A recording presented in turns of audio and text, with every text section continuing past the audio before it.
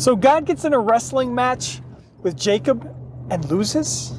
God gets in a one-on-one conversation with this Canaanite woman, and she convinces him, even though he seems like he doesn't want to agree with her. Man, that really seems like God is showing weakness. Yep, you got it. Let's get into it.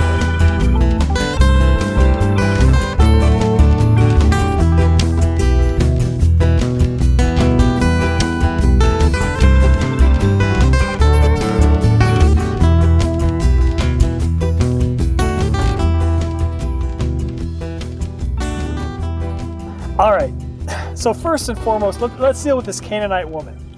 This Canaanite woman comes up to Jesus, and she wants help because her daughter, I believe, is possessed. So she says, Kyrie eleison, Lord have mercy.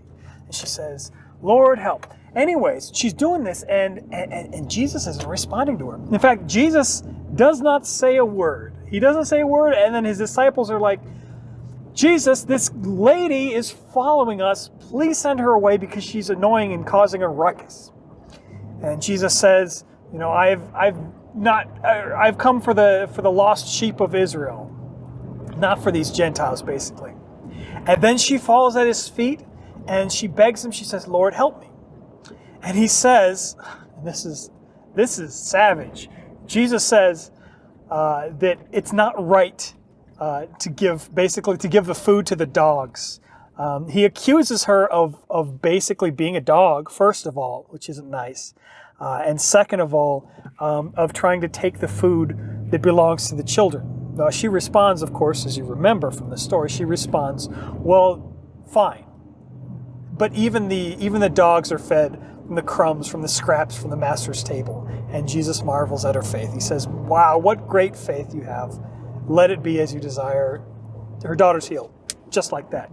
Well, was Jesus just bested in wits by this Canaanite woman, this mortal woman? I thought he was supposed to be God. I mean, he is God, right? And then we've got this Old Testament lesson where, out of the blue, and I love the setup for this. This is there's no introduction. There's no, Stone Cold Steve Austin coming out. No.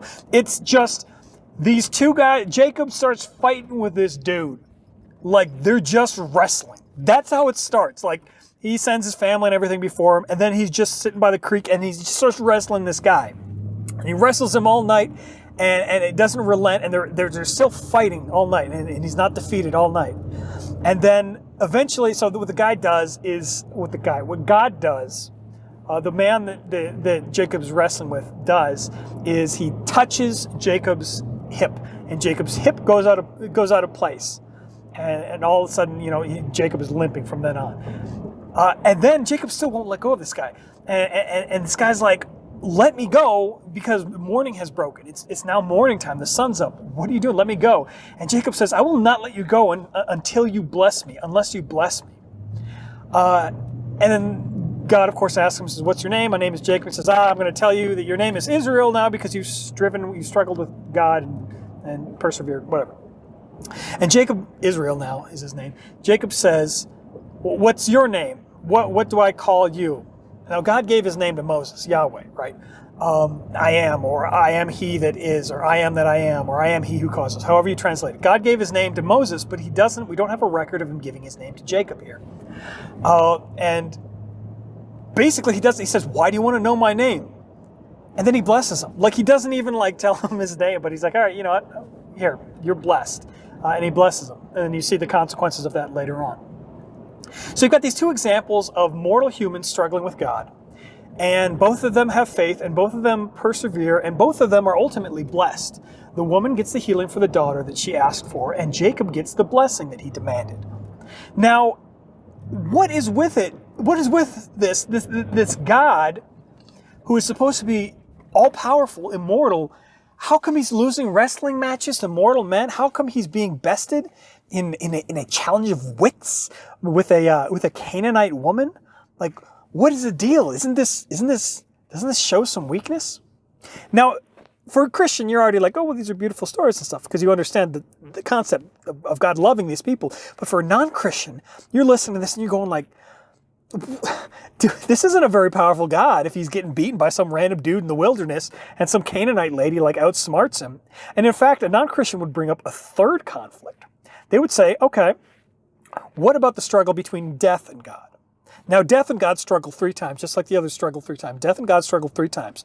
The first struggle between death and God is in the Garden of Eden. Adam and Eve sin, they bring death into the world. And the first creature that has to suffer death is the animal that God kills to make a covering for the nakedness of Adam and Eve, an animal skin covering. That's the first victory of death. Let's put it. It looks like death was victorious because death took a life. Now the next struggle that I see with death and God is this longer struggle. It's a struggle, the death of the brother in the field, the death of the men, women, and children in the flood with Noah's Ark, the death of the Egyptians in the Red Sea, the death of the Israelites in the wilderness, the death of Goliath, and the death of everybody he slew before David took him out. The death of those that Saul killed, the thousands Saul killed, the 10,000s that Saul killed, the death of holy men, of unholy men, of men in palaces, of men crying out in the wilderness. Death is just wreaking havoc on every human walking around on the earth. He's killing animals, he's killing people, and finally, the third and final struggle with death is on Good Friday.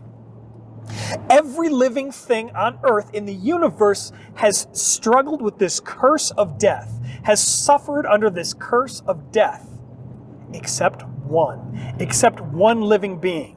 And on that day, on Good Friday, that living being was pinned to that cross. On that day, God died. So death seemingly triumphed over animals. Death seemingly triumphed over mankind, and death seemingly triumphed over God himself, the author of life. Well, does this mean that death is victorious at the end? Is this the victory? No, I'll tell you where the victory is.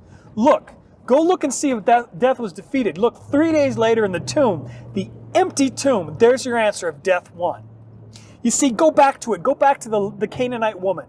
God struggles with this Canaanite woman, and she perseveres, and she wins. But she doesn't win because she bested God. She won because God let her win. God showed his weakness, and in his weakness, he showed his strength. When she got that blessing, that healing, God got what he wanted. God got to love, to show his love to this woman. When she won, God won. And the same thing with Jacob, Israel. When he struggles with God, he doesn't win because he's stronger or a better, grappler than God. He's better at Brazilian Jiu-Jitsu than God. No, he wins because God lets him win. God shows his weakness, and in his weakness, he shows his strength. When Jacob wins, God wins because God wanted to bless him in this struggle with death. Death succeeds against these animals, but God uses the death of animals to cover mankind, to give them food and clothing and sacrifices for their sin. And then death struggles against humanity and starts taking human lives. And God uses this evil sting of death to take his people out of a world full of suffering to be with him. And he uses this evil sting of death to curb evil people who would do harm to others. Evil people die and are prevented from doing further harm to others. The evil sting of death is used to show the consequences of sin. And then ultimately with the death of Christ on the cross, with the death of God on the cross, again, God wins at the end, because with the death of God, death itself dies. With the death of God, the sins of mankind are paid for. So this isn't a victory for death. God lets death win in these cases and uses that win, that victory, for his own victory. In his weakness, God shows his strength. Man, just think about it. All of the strength of the devil, the world, and death itself, sin, death, and the devil, doing its worst, and God being as weak as a child in a manger, as weak as a man who would suffer and die on the cross, and God still triumphs. God is still victorious in his weakness against something in its strength. So yeah, God does show his weakness on purpose. God dies. God dies, he loses a wrestling match, he loses an argument, all to bless his people. So keep that in mind. God loves you, God blessed you, and God died for you. In his weakness, he showed his strength. What a God. What a God.